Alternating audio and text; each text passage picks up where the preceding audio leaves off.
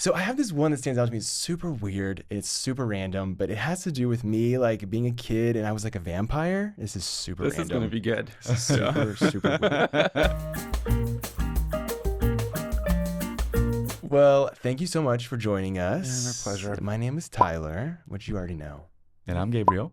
If you want to introduce yourself again to our audience. Sure. I'm Thomas. Nice meeting I'm you. a psychiatrist. Nice meeting you too. I'm a Yes. psychiatrist in Wisconsin where I do Amazing. a lot of inpatient work, working with people who are hospitalized, but I also do more specific work for treatment-resistant disorders. So more Wow. innovative treatments for patients and trying to increase access in the state of Wisconsin, which is Amazing. where I live. Yeah. Yeah. You're a superhero. You I don't know are. about that. Yes, yeah. you I'm are. a grumpy superhero. Like I get Well, grumpy a lot.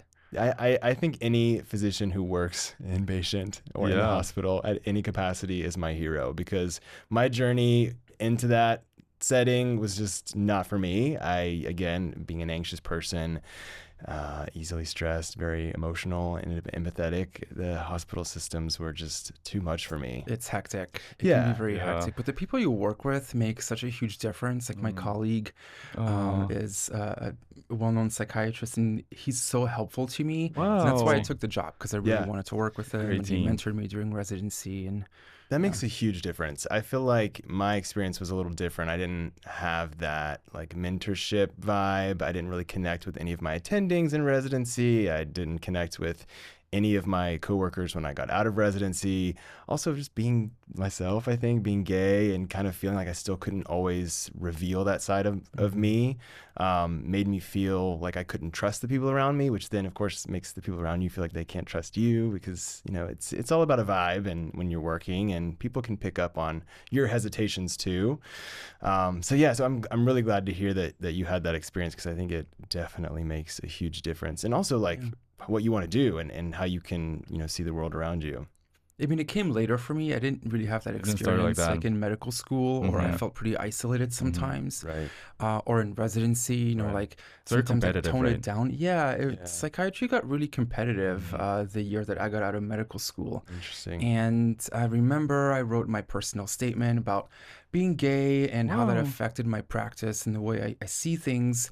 And one of the psychiatrists who read my personal statement basically said, like, don't make it all about being gay. Yeah. And Oh, at the wow. time, I thought, well, that's kind of rude. Like, you know, like, Well- but then I realized later on, like, it's not everything that I am. Right. I have a lot of other things to offer. Like, being gay is just one part of you. me Right. that's been here for a really long time. I came Forever. out when I was 13 years old, but Whoa. I think it was really forever. Like Forever, you yeah. said, yeah, I always knew ever since I was little that I'm gay, and it wasn't like a sexual thing when I was little. Sure. It was just, like, I just always different. knew. Exactly. Yeah, And I never questioned that. Like, I never questioned if I was gay or straight. Like, I just knew, but I questioned sometimes when I was younger, like, what my place would be in the world. sure.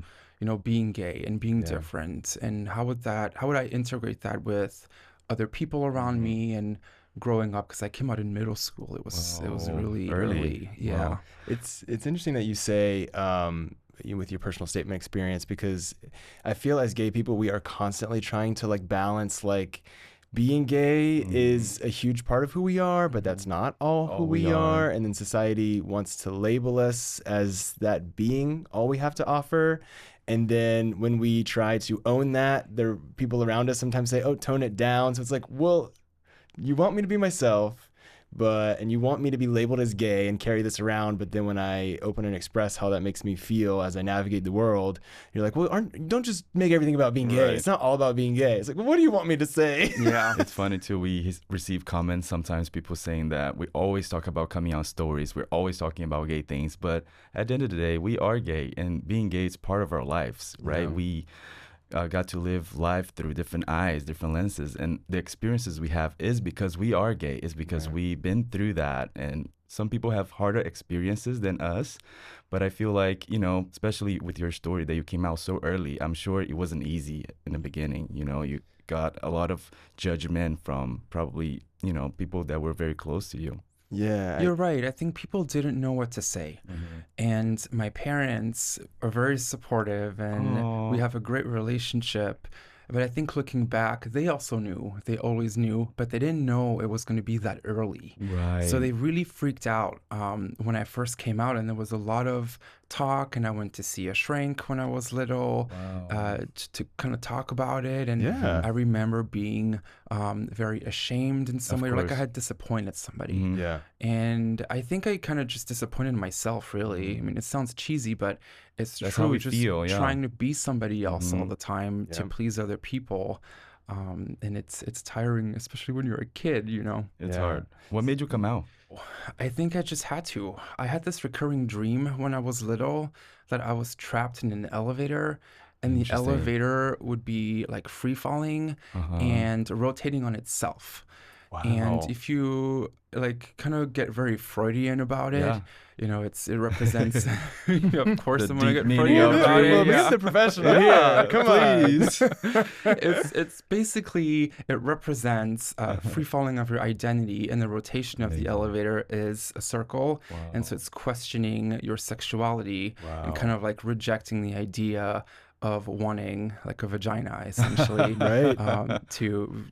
So To- that's what it was. Interesting. Yeah. Looking back on it, but very early on, like when I was 8, 9 years old, I had this dream all the time, Wow. That's all crazy. like almost every night. It was in your unconscious, Exactly. reminding you that you're not Yeah. living your authentic self. Mhm. I've known I was gay since I was like 4 or 5. I had my first crush on a boy when I was like Mhm. 5 or 6.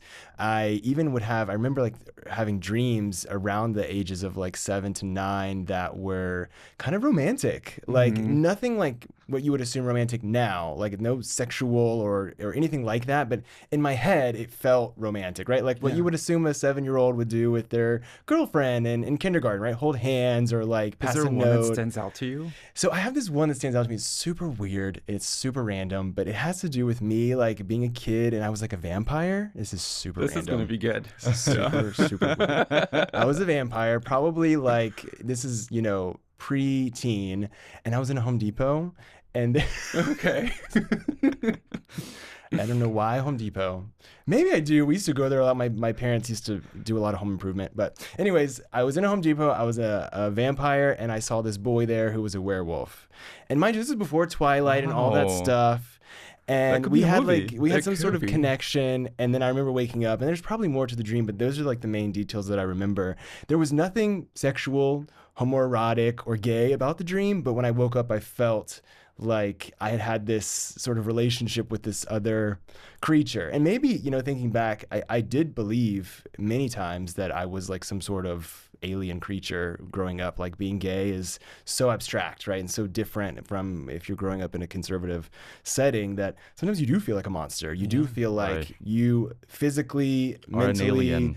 just don't look like the people around you or fit in with the people around you. And so maybe it has to do with that. But it's just funny because most people that I meet will say, "Oh, it's crazy to me that you were so young and knew you were gay." I didn't come out till I was older, but I always knew. It's Yeah. different for everybody. I feel like some Yeah. people, they just realize that they're gay later in life.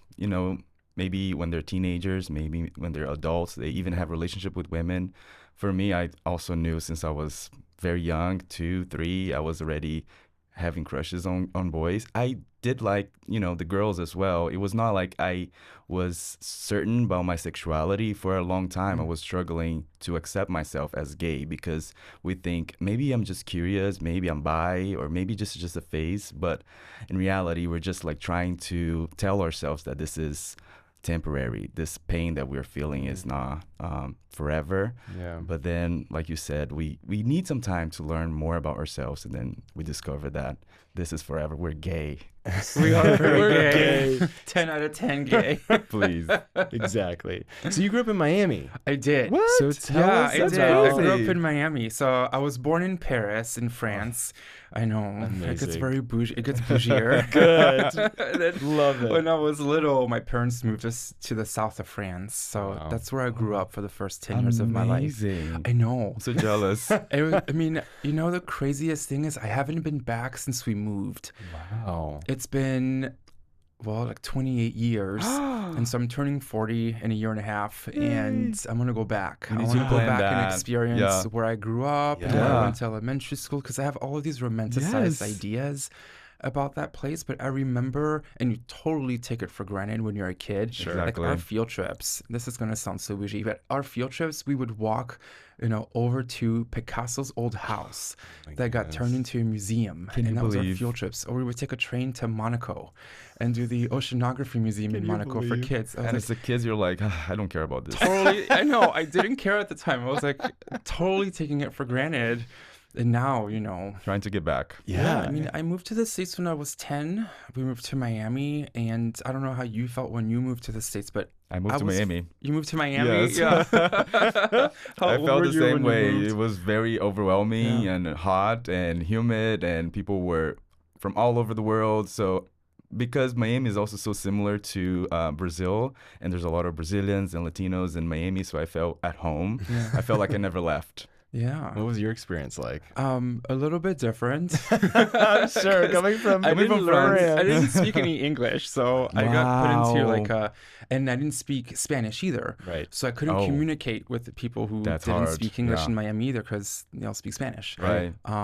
But I remember trying to fit in so hard. As a 10-year-old, your mind is like, I can't be two things. I have to Yeah. be just this one thing. Right. So as a 10-year-old, like my 10-year-old mind was like, you have to be all American now. Did you feel much pressure to like look a certain way when you were younger as well? Like, I mean, obviously coming from France, I'm sure the aesthetic was a little different in Miami. Well, everyone thought I was Cuban. You do look I a little do look Cuban. a little bit Cuban. I mean, if you're in Miami, automatically Yeah, people would think true. So, to answer your Yeah. question, like not really. like everyone just assumed I Don't know was it's Cuban. Cuban. And they would speak Spanish to you. Exactly. I Oh, don't for speak sure. a word. I mean, I speak Wow. Spanglish. Miami Spanglish, but I Yeah. don't speak Spanish. You can get around with that. That's Yeah, a pretty little good. bit. I I think I worry more about like fitting in to the gay community sometimes. Yeah. Like being a certain size, like you mentioned, like sure. I've been trying to get bigger, and that's been a struggle for me because my diet is not always on point, and sometimes I'm not motivated to go to the gym. I'm just really tired from work. Sure. So that part, I think, is still a little bit active, a little bit on my mind, like how to fit into an aesthetic that I like, that I want to aspire to be, Sure. really show up for myself in that way. But fitting in with straight people, I don't care about that anymore. All right, we got At this to point. They can just take me as who I am, We and got to move past if you don't that. like it, just I move love on. that. Yeah. Sometimes that's- people like are kind of mean, and like one good trick that I have found with my patients and just kind of in the world is I just say, I don't tolerate that kind of behavior, so Yeah. I'm just gonna go. Yeah. I'm just gonna leave. I gotta go. Yeah. This doesn't work for me. See you later. Yeah. I'm French. I'm going. I'm going. French exit. Yeah.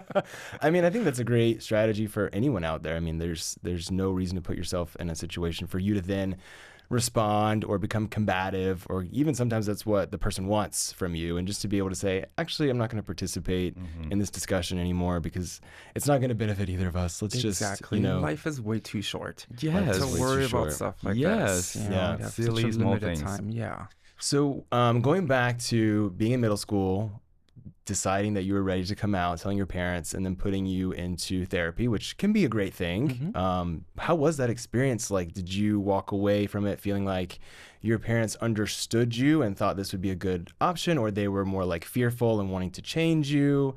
Looking back, and even in that setting, in that moment, how were you handling those feelings, and how do you feel now? Yeah. I don't remember much of the details because I think I blocked it out. Yeah. Yeah. And I think what strikes me the most is my parents navigating just all of that. And I was profoundly unhappy when I was a Wow. teenager. I was so unhappy with myself. I was unhappy with where I was, unhappy with the direction I was going in. I just wanted to get out. Yeah. And I think my parents felt that, but they just didn't know how to handle it. They did the best they could with what they Their had. circumstances. And I had a lot of resentment towards them as I was like early 20s because I thought, why weren't they there more? But then I realized later they were there. They just didn't know what to do. You're going through. Yeah. And because they were going through it too. Like I had my entire life to figure out that I was gay.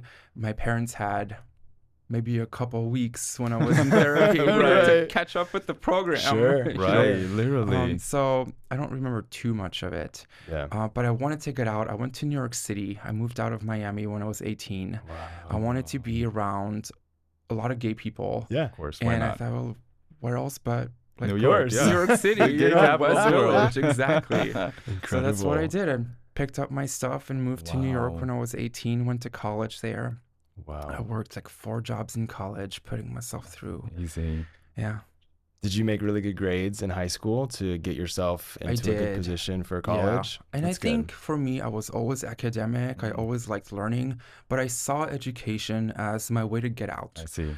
and my way to do what I want with my Yeah. life. And Yeah. so I've always really placed a lot of emphasis on my education and making good grades. And then college came, and then I was like, okay, now I need to work on my social skills. So my grades dipped a little bit in college, you know, Wow. like dating around, Yeah. and Yeah. just being in New York, Yeah. you know, like 18, 19, 20 years old. You know, we have a Doing lot in dumb stuff. common. In Brazil, I also grew up in a city where it wasn't Miami, but it was a small town in the middle of the mountains and very conservative. I didn't come out until I was 18, but I only came out to my mom. But to my friends and everyone around me, I pretended that I was straight. I never told anybody, but I just wanted to not deal with that while I was living in my hometown. I just wanted to get out and wanted to do the best grades as I could so I could move to a bigger city, go to a college very far from my hometown. And I moved to Rio when I was 18, lived there for a couple of years. And that's what I thought. I thought that was my escape from my reality. And that was the only way that I could be happy when I was outside of my bubble, you know? Yeah. And Rio must have been fun and when you moved You know, there. you think it was fun, but it was actually very stressful because I was worried about school. I was worried about, getting good grades, and I was dating at the time, so I didn't do much of like the stereotype that you can think of, like, the gays do Sure. in Rio. But Tourists. I love the city. It's one of the most beautiful cities that I ever visited and I ever lived in because it's such a good energy. And living there, I think, was the first time that I realized that I was happy of, being gay and I could be happy in the future. Yeah, that's It's- great. And you bring up a good point too, is when you were saying that you were still a little bit uncomfortable trying to figure things out in Rio, like you can move anywhere you want, Yeah. but you're going to carry your problems with you. Yeah. Exactly. So you really got to work Mhm. in resolving those. But it sounds like in Rio, you were able to do that. Yeah, Yeah. literally. Yeah, That's awesome. I had a different sort of trajectory with coming out. I didn't come out like officially to my mom till I was in my last year of medical school. I was probably 23 or 24. Finally at the place where I felt like financially and like adult wise, I could, leave the nest. And if like my mom couldn't handle the response or my family couldn't handle the response, I'd be okay on my own. But years before that, I think I was like 14 or 15 when my mom first questioned me, and I was like, absolutely not. I know this. I'm going to tell you the answer you clearly want to hear, because the question was very much, give me the answer I want to hear. And I said, I'm not gay, not at all. And then unfortunately, growing up for me in a Christian household with very limited access to other queer people and no representation of like who I was supposed to be, some of the first gay experiences I had with people like in real life were, 18 to 22-year-olds who were going out to the bars and the clubs. And at 15, I was desperate for some sort of socialization. And it put me in a situation where I had to hang out with people I shouldn't necessarily, age-wise, it wasn't quite appropriate, but I needed a community. I needed to feel like I belonged somewhere, and that's the community that unfortunately was available to me. And so I started sneaking out a lot. Like Naughty. the problem is for me Bad too, boy. I always made really good grades. Like Smart boy. I could take a test without studying at all and get a B. I don't know how, but it would just happen that way. So I never had to put too much emphasis or effort on school and put a lot of emphasis and effort in socialization. But because my grades were always good and I was always like doing well in school, I was able to stay under the radar from my parents for quite some time. But eventually they caught me. And what they did was decided, I went to a private Christian school. We went to a church regularly. So they brought me to church, to a pastor who has zero credentials to give me therapy or guidance, not to mention his daughter was in my class. Oh, And boy. so I sit there with my dad, who like I've spent, if you were to calculate all the time that me and him have been in the same room, it would be probably 45 days. So we're sitting in the room together and the pastor is telling me, so I hear you like girly things. Why aren't you as interested in football? I'm like, And I think Oh, that's I cringe. know. That's the Yeah. worst thing that you That's the can hear worst as a thing, kid. yeah. I definitely blacked out a lot of those sessions too. My mom took me to another therapist who like hypnotized me. I don't know what happened there. You got hypnosis? I was like 16, got Wow. hypnosis, would like pass out on the couch and wake up, and he'd be like, "Good session." I'd be like, "I hope so."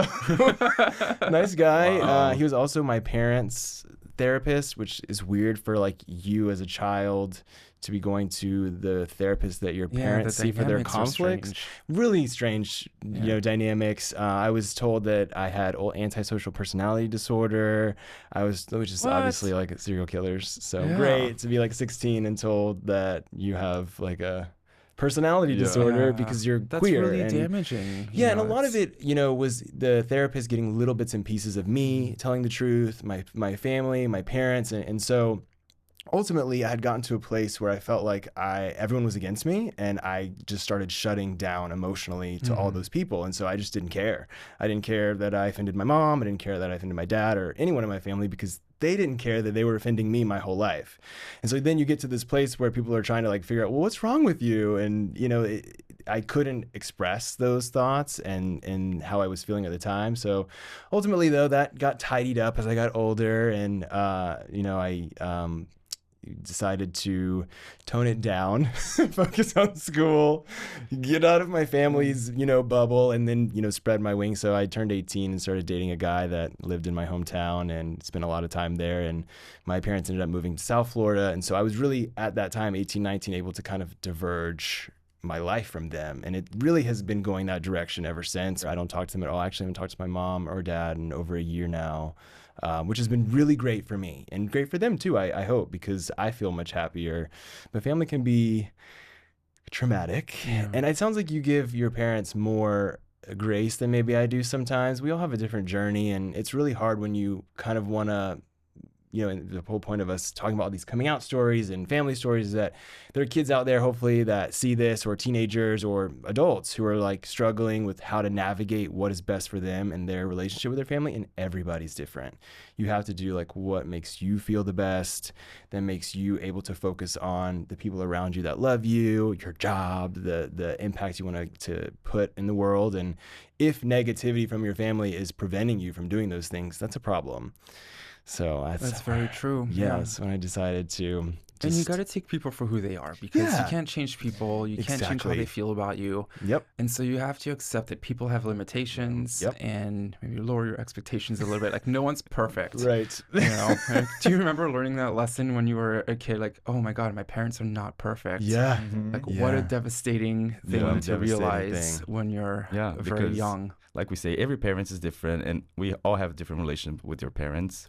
But I feel like something we all have in common, and maybe most of us gay have in common, is that we want to get out of our, of our comfort zone, of our town, of our group of friends or people who we don't think we belong to, right? We want to be somewhere else because we always have this dream that there's a place that, it's for us out there, Yeah. and we have somewhere out there that it's more welcoming. It's like New York City for you. And I'm sure when you were 18, you're like, wow, this is where I wanted to be all along. Yeah, like I made it. Yeah. Like I peaked at 18. Amazing.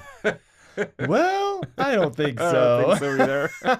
I think we're felt still like that at the peaking. time, We're, yeah. we're Yeah. still peaking, right? That's what I tell myself. I'm still got a peak ahead somewhere. We always get better, right? We Yeah. always get better. Yeah. So I'm interested to what Gabrielle has to say about what it's like to date a doctor. Yes. And then what advice would you give to people? Oh my gosh, Because that's a you great always kind of hear question. like, oh, I want a doctor, I want a lawyer, but we're not easy. But I'm not That's easy. true. I I know easy. I'm not easy to get along with. Same. So what would your advice be for people? If you're looking to date a doctor, or if you're already dating a doctor, you have to be patient.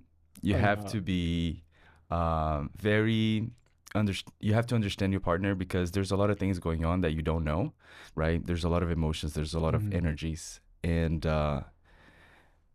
that energy takes away your energy, his energy, because you have to treat your patients. You have to because you want them to get better. You want them to be better people. He wants their patients to improve their symptoms. So I feel like there's a lot of you that you have to give to your patients. It's a piece of you that you have to sacrifice Yeah. to them. You know, it's a work that it's a beautiful job that you get to make people's lives, you know, a better life. But at the same time, you're like, I need a nice partner to give me a big hug at the end of the day. I do want a And big hug at the end of the day. I think you Yeah. hit it on the nail. Yeah. You know, being patient with your other half.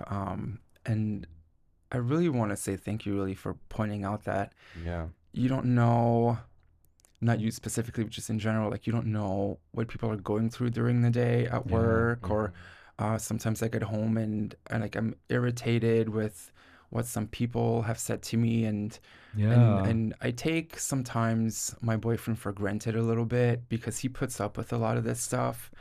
But he's such a calming presence for me, and I can see you're such a calming presence, you know, Oh, Yes. for Dr. Tyler, and thank that's why it you. works. It's a Yeah, balance, right? it is. You know, it's interesting too because I have a unique work style. I work at home. I work on my laptop. I'm quiet.